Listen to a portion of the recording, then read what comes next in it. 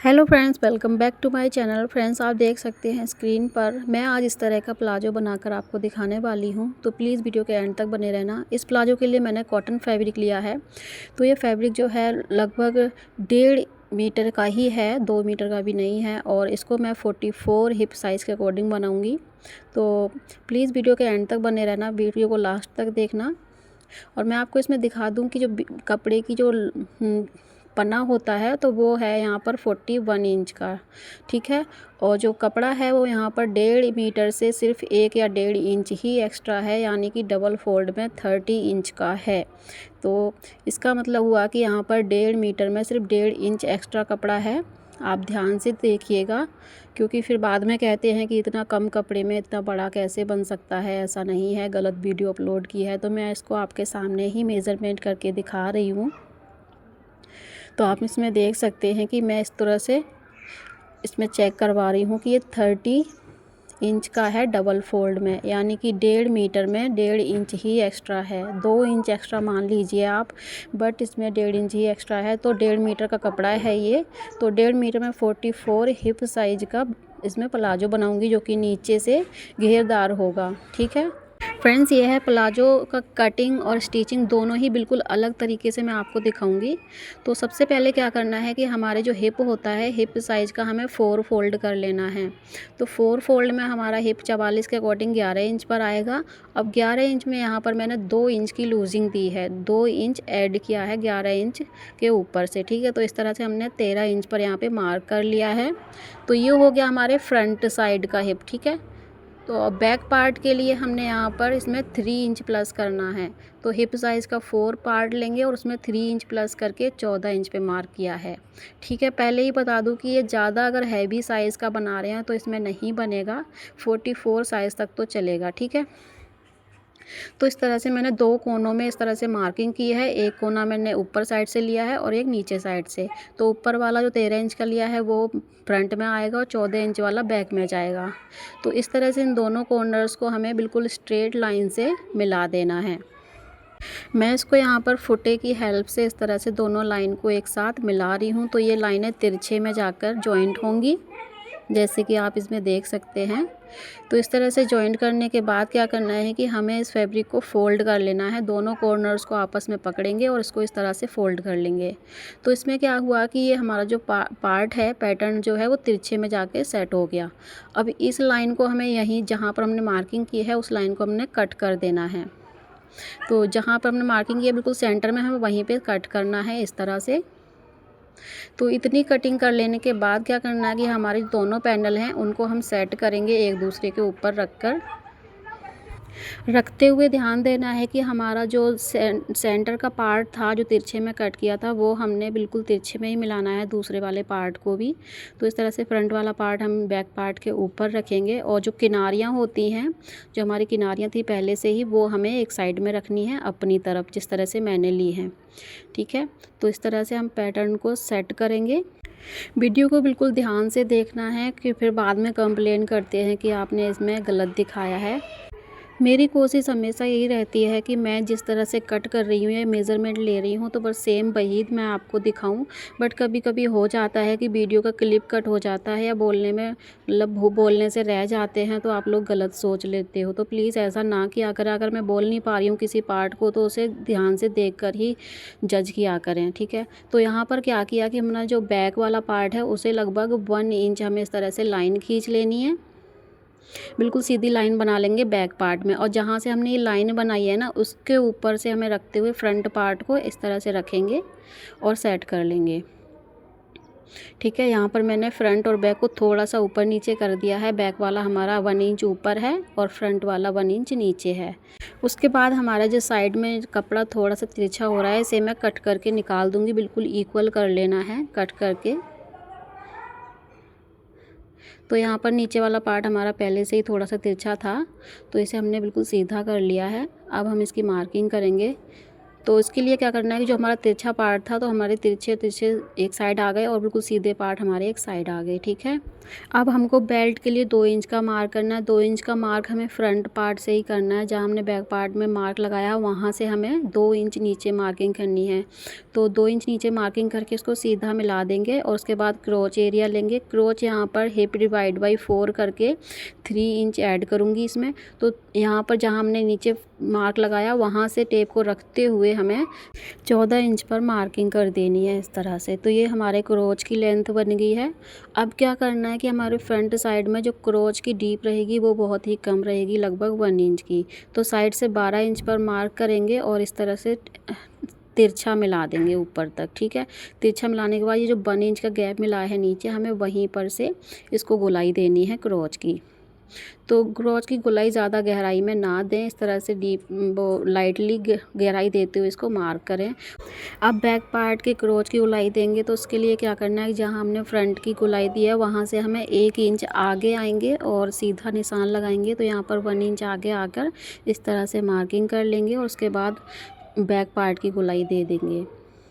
Extra part जो भी कपड़े का है उसे कट करके निकालना होगा हमें। तो इस तरह से यह मार्किंग हो गई है प्लाजो की। अब क्या करेंगे कि जो बैक पार्ट है वहाँ हम किनारे से इस तरह से तिरछा लाते हुए मिलाएंगे ऊपर की तरफ और साइड में बिल्कुल हमें फ्रंट पार्ट से ही मिलाना है। और जहाँ क्रोच एरिया है वहाँ पर हमारा 1 इंच ऊपर रहेगा बैक पार्ट। ठीक है, उसके बाद हमने यहाँ पर लंबाई की मार्किंग करेंगे। लंबाई मार्किंग हम 2 इंच छोड़कर करेंगे जहाँ हमने बेल्ट का मार्क किया। लंबाई यहाँ पर मैं 36 इंच की रखूँगी, 36 इंच की। और उसके बाद हम यहाँ पे 1.5 इंच एक्स्ट्रा फोल्ड करने के लिए मार्क कर लेंगे। लंबाई आप अपने अकॉर्डिंग रखें। उसके बाद यहाँ पर स्केल की हेल्प से सीधा मिला देना है, इसमें कोई गोलाई नहीं देंगे। तो इस तरह से हमने कपड़े की कटिंग कर लेनी है।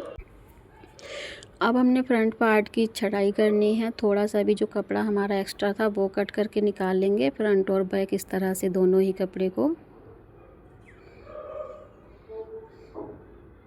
तो इस तरह से कटिंग कर लेने के बाद क्या करना है कि जो हमारा एक्स्ट्रा नीचे की तरफ से है उसे हम कट कर देंगे और जितना हम स्टिचिंग में दबाएंगे बस उतना ही ऐड करना है। तो इस तरह से हमारे प्लाजो की कटिंग हो गई है। अब हमें इसकी पॉकेट के लिए मार्किंग करनी है। तो जहाँ पर हमने बेल्ट में 2 इंच का मार्क लगाया है वहाँ नीचे से हम 2 इंच पर इस तरह से मार्क लगाएंगे और उसके बाद 6 इंच पर एक मार्किंग करेंगे। तो ये हमारे पॉकेट की मार्किंग रहेगी। अब यहाँ पर पॉकेट के लिए कपड़ा लेना है। कपड़े को डबल फोल्ड में रखेंगे और जहाँ पर हमने बेल्ट की मार्किंग की है वहाँ पर सेट करेंगे। और अभी जो 2 इंच नीचे मार्किंग की थी वैसे ही हमें मार्किंग करनी है 2 इंच के नीचे 6 इंच पर। और उसके बाद यहाँ पर जितनी गहराई पॉकेट की रखनी है आप उतनी ले लें। मैंने यहाँ पर 4.5 इंच ली है और पॉकेट का शेप दे दिया है। तो इस तरह से हमारी पॉकेट भी बन के रेडी हो जाएगी। ये पॉकेट मैं 1 साइड ही लगाऊंगी, दोनों साइड पॉकेट नहीं रहेगी।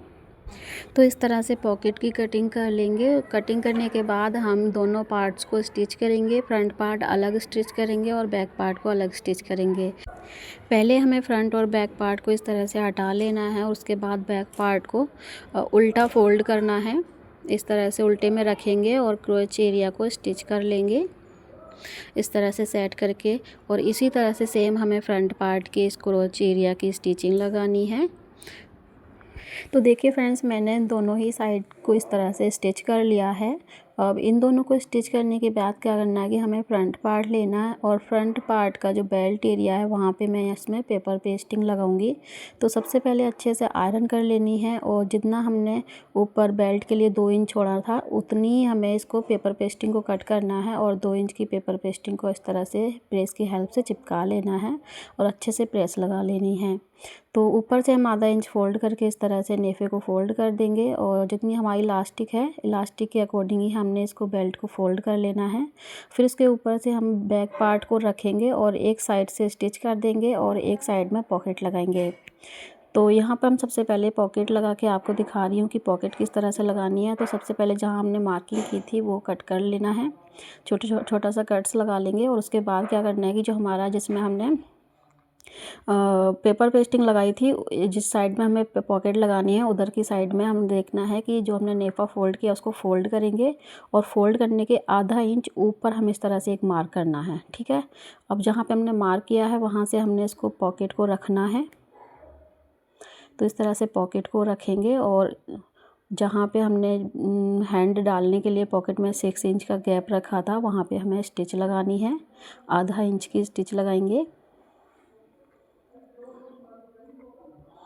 और जहाँ पर हमने 2 इंच का गैप छोड़ा था वहाँ से हम इसको छोड़ देंगे। इस तरह से पलट के स्टिच लगा लेंगे और यहाँ पर कॉर्नर्स बन गए हैं तो इन कॉर्नर्स को कट कर लेंगे इस तरह से। बस हमारी सिलाई नहीं कट होनी चाहिए। उसके बाद इस तरह से पॉकेट को फोल्ड कर देंगे। फोल्ड करने के बाद हम जहाँ पर हमने सिलाई लगाई है उसके ऊपर से एक फिनिशिंग के साथ सिलाई लगा देंगे।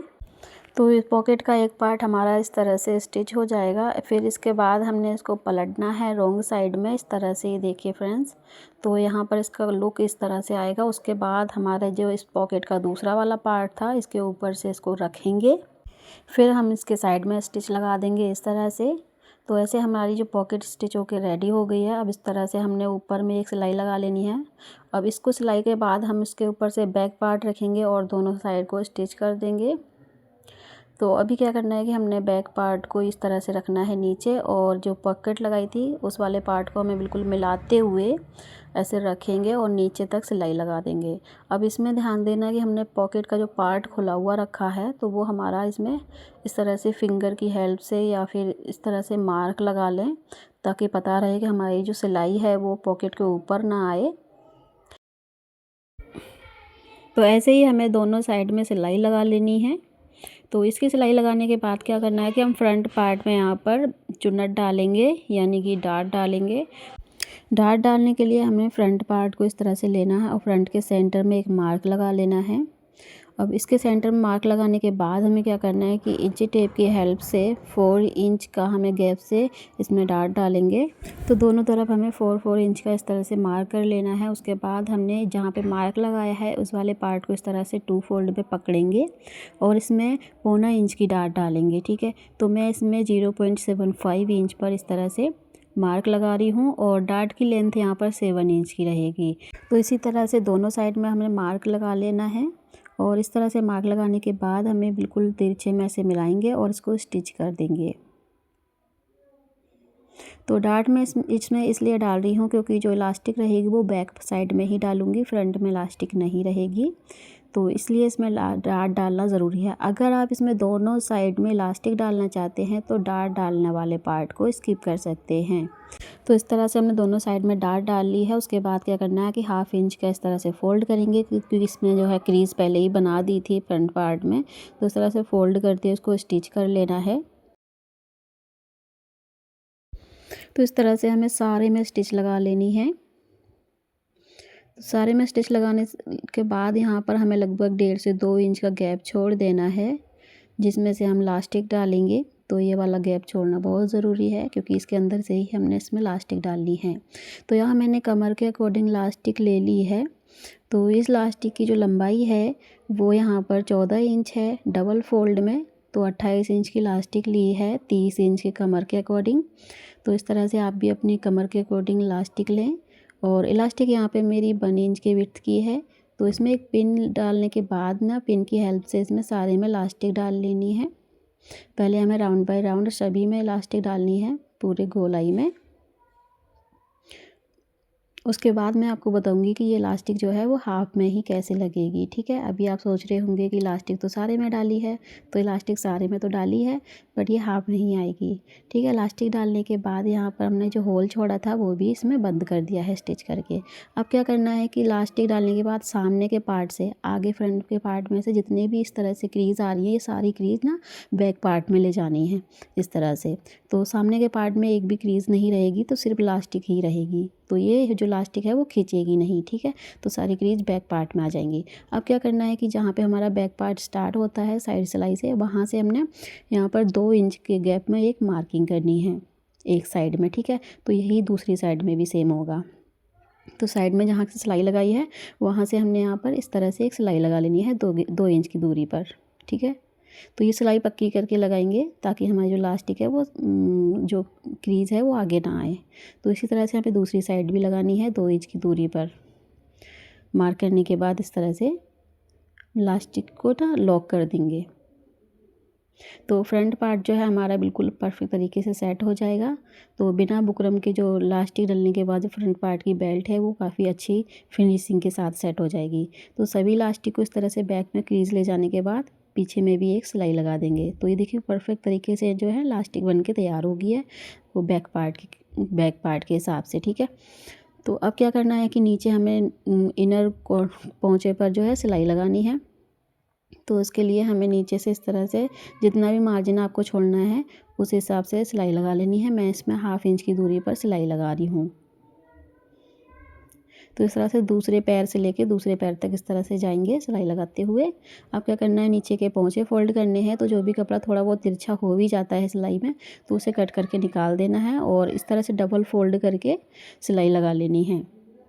जितना मैंने एक्स्ट्रा इसमें 1.5 इंच छोड़ा था वही हमने फ़ोल्ड किया है और उसको फ़ोल्ड करके इसको सिलाई लगा देंगे। तो इस तरह से दोनों पोंचों को तैयार कर लेंगे।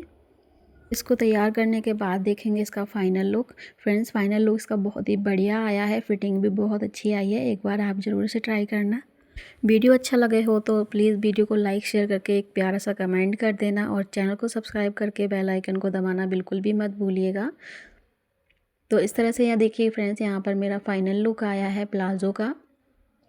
तो आप इसमें देख सकते हैं कि 1.5 मीटर में मैंने अच्छे खासे साइज़ का प्लाज़ो बनाकर तैयार किया है। तो इसके पोंचे भी काफ़ी अच्छे फ्लेयर में बन के रेडी हुए हैं और इसकी पॉकेट भी काफ़ी गहरी बनी हुई है और वन साइड में पॉकेट लगाई है। आप चाहें तो इसी तरह से दोनों साइड में पॉकेट लगा सकती हैं। वीडियो को एंड तक देखने के लिए आपका बहुत बहुत शुक्रिया। और आप नेक्स्ट आपको क्या सीखना है कमेंट करके ज़रूर से बताइएगा। मिलते हैं अगली वीडियो में, तब तक के लिए अपना ख्याल रखिएगा। Thank you so much for watching.